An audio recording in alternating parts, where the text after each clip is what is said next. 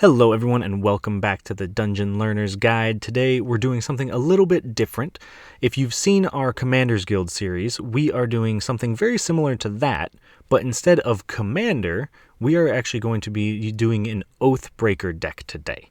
And so what that means, if you don't know what Oathbreaker is, it's a 60-card singleton format, and similar to Commander, you have a Commander in the command zone, but in this case it is your Oathbreaker. And instead of a legendary creature, it's a legendary planeswalker.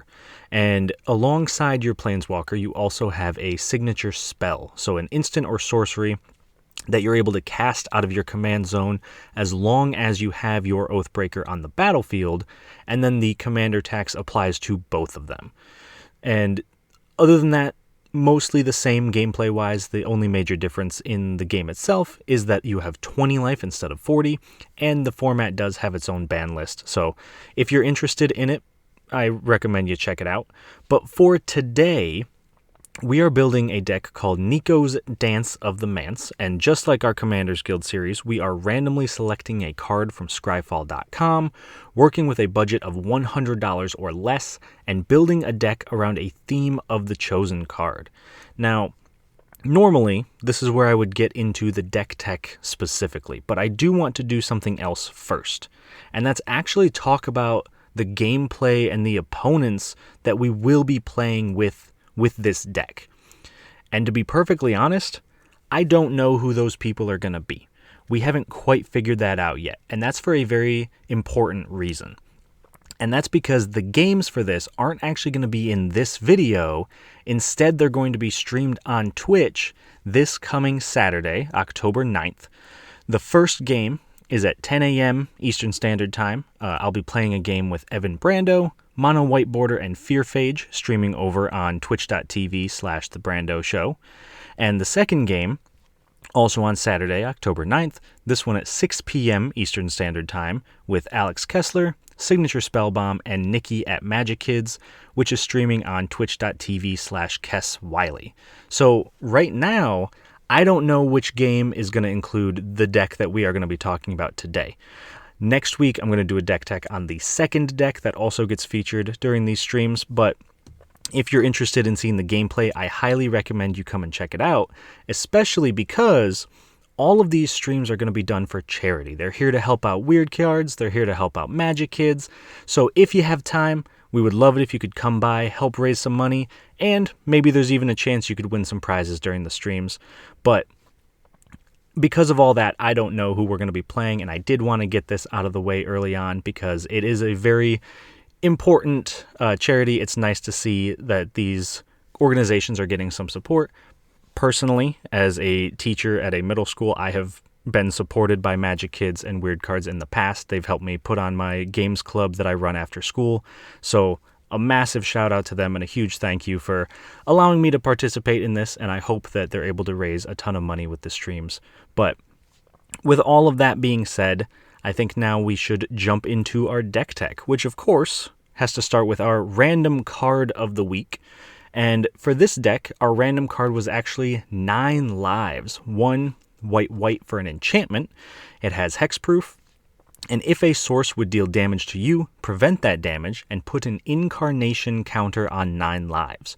When there are 9 or more incarnation counters on 9 lives, exile it, and when 9 lives leaves the battlefield, you lose the game.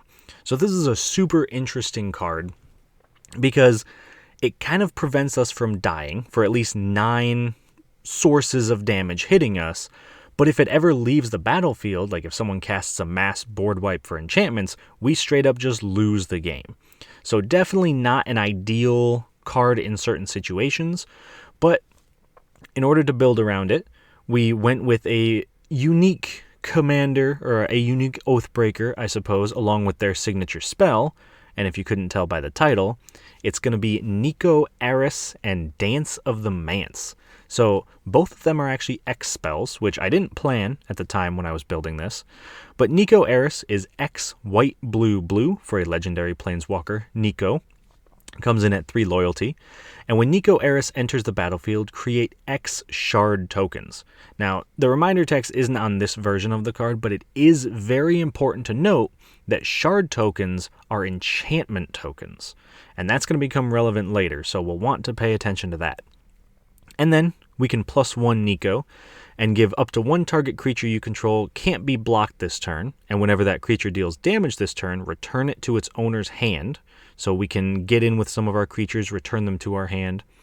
We can -1, and Niko Aris deals 2 damage to target tapped creature for each card you've drawn this turn, or -1, create a shard token. And then we're going to pair that up with Dance of the Manse, which is X white-blue, for a sorcery that says return up to X target artifact and or non-aura enchantment cards, each with converted mana cost X or less from your graveyard to the battlefield. And then if X is 6 or more, those permanents are 4/4 creatures in addition to their other types. So if you haven't guessed what we're doing already, this is actually going to be an Azorius Enchantress deck, and we're going to be able to use things like 9 lives to fuel some of our spells. And so with some of those key cards out of the way, let's take a look at some themes. The first one is going to be protecting ourselves. So we want something like Sphere of Safety, which is 4 and a white for an enchantment. Creatures can't attack you or a planeswalker you control unless their controller pays X for each of those creatures, where X is the number of enchantments you control. So I mentioned earlier that Niko makes the shard tokens, which are enchantments. So Sphere of Safety can become an extremely powerful effect very early on, even if we just make 3 shard tokens, plus we have Sphere of Safety on board. That means each of our opponents have to pay 4 mana to attack us with each creature.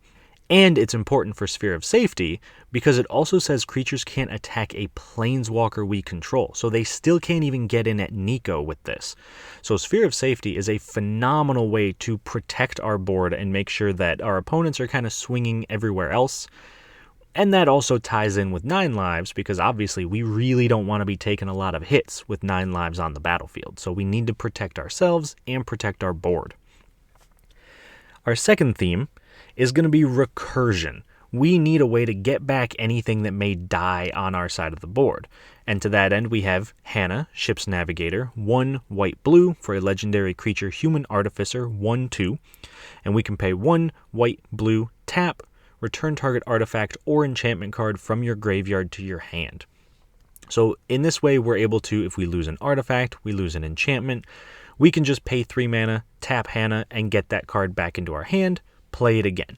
So our goal is try to make sure that we don't get hit and our opponents can't really get through to us, but also recur anything that we need. And again, you may have noticed both of these deal with enchantments. Like I mentioned earlier, we are an Azorius Enchantress deck, so that does mean our third theme is enchantments. And to that, we have Starfield Mystic, which is 1 and a white for a 2/2 creature human cleric. Enchantment spells you cast cost 1 less to cast. Phenomenal. Already love it. And whenever an enchantment you control is put into a graveyard from the battlefield, put a +1/+1 counter on Starfield Mystic. Now that may not sound super great because we obviously don't want a ton of our enchantments to die. But again, going back to Niko's shard tokens, shards are enchantments that can be sacrificed to draw cards. Every time we sacrifice a shard, we get to scry, we get to draw, and we get to put a counter on Starfield Mystic. So it's incredibly synergistic in this deck, and honestly, one of the all-stars going forward here. But these are our main themes. And now that we've kind of gone over our themes, I do want to touch on some key cards, some cards that we would really like to have on the battlefield if given the chance. The first one is Archon of Sun's Grace. 2 white-white for a creature Archon, 3/4, flying, lifelink, Pegasus creatures you control have lifelink, and it has Constellation. Whenever an enchantment enters the battlefield under your control, create a 2/2 white Pegasus creature token with flying. So the important part of Archon of Sun's Grace having Constellation is that we don't need to cast the enchantments to trigger the ability. We can make those Pegasus tokens whenever an enchantment enters the battlefield. So if we cast Niko Aris for X equals 5, we make 5 shard tokens. Each of those shards triggers Archon, and we make 5 2/2 Pegasus tokens with flying.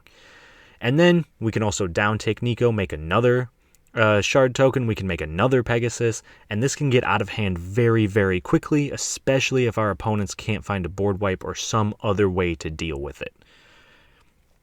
And then our second key card, we have Estrid's Invocation. It's 2 and a blue for an enchantment. You may have Estrid's Invocation enter the battlefield as a copy of any enchantment you control, except it gains. At the beginning of your upkeep, you may exile this enchantment. If you do, return it to the battlefield under its owner's control. So we are able to have this come in as our best possible enchantment. Maybe it's another Sphere of Safety. Maybe it's another copy of anything else that could trigger Archon of Sun's Grace. And then every single upkeep, we get to exile Estrid's Invocation and bring it back. Possibly copying the same thing, possibly copying something else. But the important part is that it enters the battlefield again, meaning it triggers all of our constellation, it triggers all of our ETB effects. We want as many enchantments hitting the board in a turn as possible, and Estrid's Invocation is a great way to kick that off, even just in our upkeep. And then finally, our last key card is Solemnity. This ties in very well with 9 lives. This is 2 and a white for an enchantment. Players can't get counters, and then counters can't be put on artifacts, creatures, enchantments, or lands. So this does mean that 9 lives can't get those counters on it, and combined with Solemnity, if our opponents don't have any enchantment removal, means we basically can't lose the game. Now, obviously, our opponents are probably going to have enchantment removal, so that's not perfectly ideal, but it does also surprisingly shut down a lot of things that are happening in Oathbreaker. Now, it doesn't shut down Planeswalkers, because that would be a little bit too much, but there's a lot of artifacts, creatures, enchantments, and lands that rely on having counters. So we don't have to worry about getting blown out by something like Blast Zone. We don't have to worry about like a Walking Ballista or any creatures that could get +1/+1 counters. So Solemnity is extremely useful in the right situations, but also just pairs very, very well with 9 lives in this deck. Plus it's an enchantment, so it's really just a win all around. And so now that we've taken a look at some key cards, the last piece of our actual deck tech is to look at some interactions in the deck, some cards that work super well together. And the first of those cool interactions is between Aura of Silence and Sun Titan. So Aura of Silence is 1 white for an enchantment.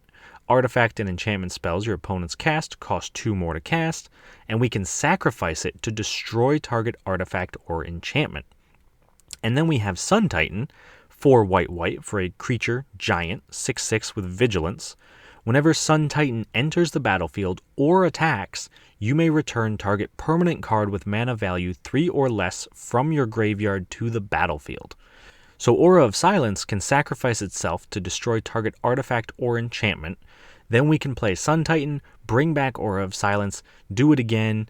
Next turn we can attack, do it again, and hopefully, with these two combined, we'll be pretty much the only person at the table who has an artifact or enchantment or anything that wasn't already blown up by Aura of Silence. So this can be pretty impressive, but it does take a lot of setup to get it going. And then finally, the next cool interaction we have is between our signature spell, Dance of the Manse, and Thassa's Devourer, which is 4 and a blue for an enchantment creature elemental, 2/6. And this also has Constellation. Whenever Thassa's Devourer or another enchantment enters the battlefield under your control, target player puts the top 2 cards of his or her library into his or her graveyard. Now, most of the time we're going to want to target ourselves with this, because if we're able to land 5 enchantments, we mill ourselves for 10, that fuels our Dance of the Manse. We're able to cast it for hopefully a massive above 6 into the X, get back a ton of stuff out of our graveyard, immediately turn them into 4/4s, and just put up a massive board presence immediately.